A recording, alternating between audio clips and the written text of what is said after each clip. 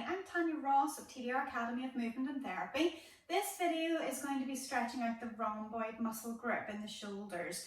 So the rhomboid muscles are the muscles which live in between your two shoulder blades, between your spine and the shoulder blades. They help to draw your shoulders backwards. So when we're doing this stretch, I sometimes call it a beach ball stretch, because you can imagine you're giving a beach ball a big hug, or if you like to hug a tree, either or. So whenever you're doing this stretch, what we need to do is pull our shoulder blades apart. So with this, it's not just the rhomboids, you will hit other muscle grips with it. And I can do this stretch from kneeling, from tall kneeling, I could be in standing, okay? Doesn't really matter, you could be sitting on a chair. The main emphasis is that whenever we either clasp our hands together or hold our elbows, it can be done either way, then you're going to draw the ribs in, as if you're kind of pulling your rib cage out backwards, so it rounds your back. If you know what the sad or angry cat stretch is, it's like that.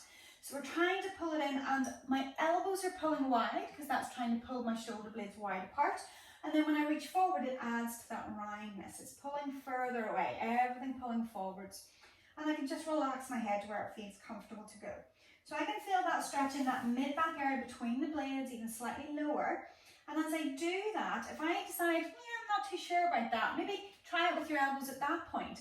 And you're again reaching forward through your elbows, almost kind of pressing a little bit wide with them. The hands are offering almost a hint of resistance. And again, just relax the head where it feels comfortable. So as you're holding here, because of the area that we're stretching, even breathing sometimes can increase the stretch. Because it's around the rib cage, if you're quite tight in either of those areas, either grip, what you're going to find, taking a deep breath will increase that sensation. And maybe you do that for a few breaths, because maybe that's part of the area that needs to be stretched.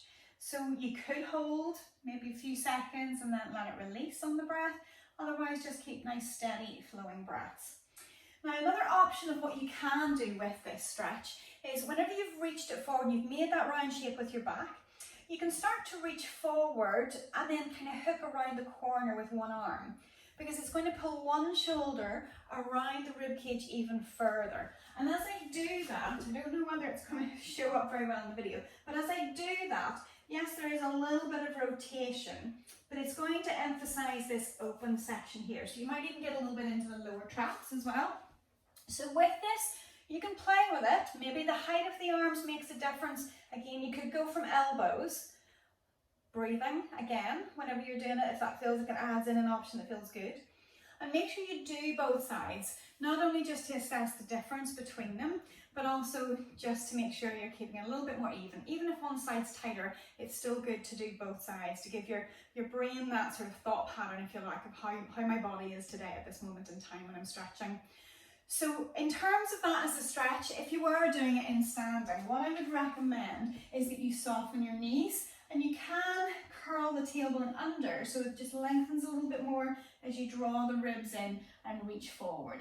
You can be in a flat back, but you're going to find that that lengthens the back more. You may not get as much of a stretch. So it's curling it in. All of this is drawing in, but the core is active throughout.